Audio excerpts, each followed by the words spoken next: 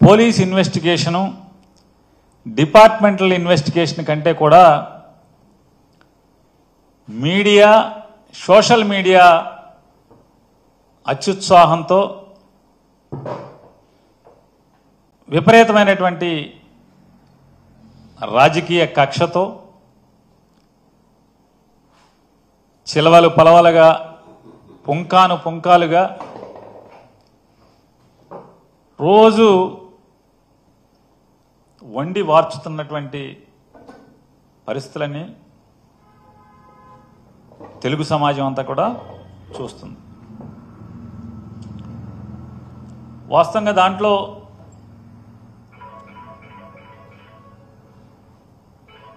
ఆవిడ నిర్మాణం చేసి రెంట్కి ఇచ్చినప్పటికి కూడా ఉన్నది ఒకటే గోడౌను.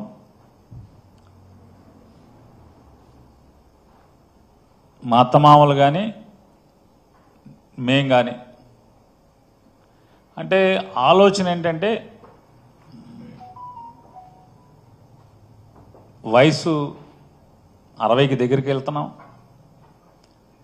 రిటైర్ అయితే లేకపోతే ఏ వ్యాపకం చేయలేని, అంటే రిటైర్ అంటే ఏదైనా వ్యాపారమో లేకపోతే కాంట్రాక్ట్లో ఇంకోటో ఏదైనా వ్యాపారం చేయలేని పరిస్థితులు ఉంటే ఏదైనా రెంట్ వస్తుంది అనే ఆలోచనతో చేసినటువంటి నిర్మాణం. రెండోది ఏంటంటే పోర్టు తొందరలో పూర్తవుతుంది.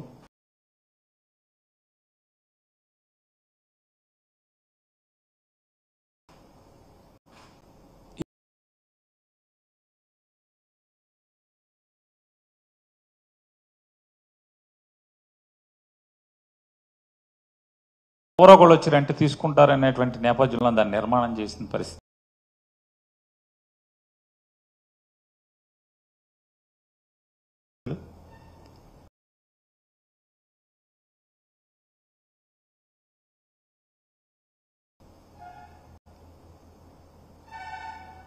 సాధారణంగా నేను కానీ నా శ్రీమతి గారు కానీ అసలు దాంట్లోకి వెళ్తాం అనేది, దానికి వెళ్ళి రోజు వెళ్ళి చూడటం లేకపోతే మధ్యలో వెళ్ళి చూడటం ఇట్లాంటి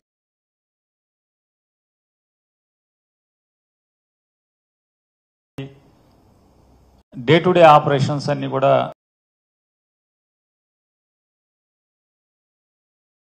మేనేజర్ని పెట్టుకుని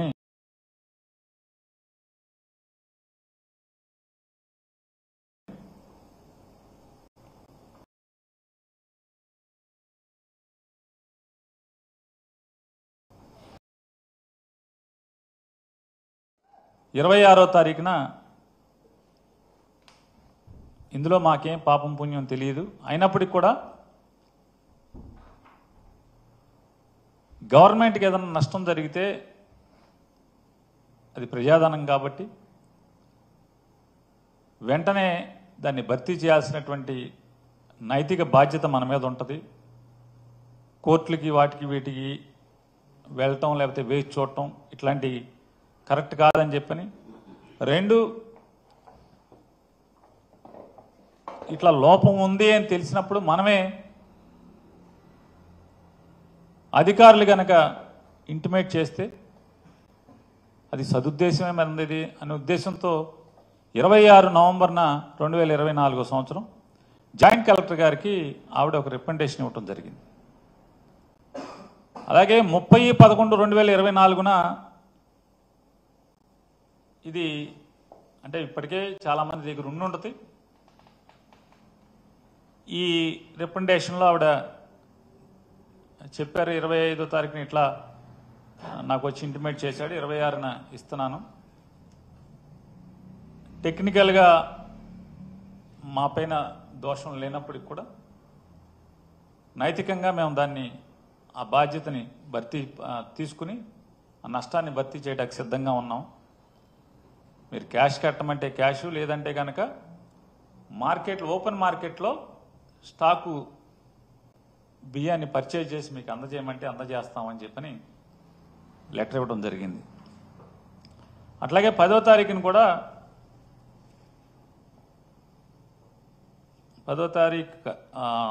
30వ తారీఖున మేనేజర్, గోడౌన్ మేనేజర్ గారు కూడా ఆయన డిఎస్ఓ గారికి ఒక రికమెండేషన్ ఇచ్చారు దీని మీదే. ఇలా ఉంది, దానికి కారణాలు ఏమేంటి అనేది కూడా ఆయన ఈ రికమెండేషన్లో ఇచ్చారు. 4వ తారీఖున 4 డిసెంబర్ అంటే 26వ తారీఖున జాయింట్ కలెక్టర్ గారికి రికమెండేషన్ ఇస్తే 4వ తారీఖున జాయింట్ కలెక్టర్ గారు, జిల్లా సివిల్ సప్లైస్ అధికారులు అందరూ కలిసి ఇన్స్పెక్షన్ చేయటం, ఫిజికల్గా స్టాక్ వెరిఫికేషను, రికార్డ్ వెరిఫికేషను, మేనేజర్ని విచారణ చేసి వారు సివిల్ సప్లైస్ అధికారుల దగ్గర ఆ జాయింట్ ఇన్స్పెక్షన్ రిపోర్ట్స్ అన్ని కూడా తీసుకున్న దరిమిలా అంటే వారొక రిపోర్ట్ని ఎండి గారికి కూడా రాయటం జరిగింది. ఎప్పుడు 4వ తారీఖున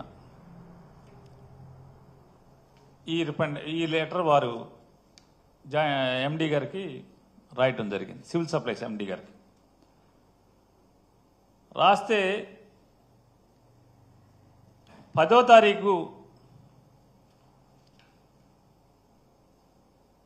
BC and MD civil supplies corporation వారు జాయింట్ కలెక్టర్ గారు రాసినటువంటి 4వ తారీఖు రాసిన లెటర్ మీద వారు రిప్లై ఇస్తూ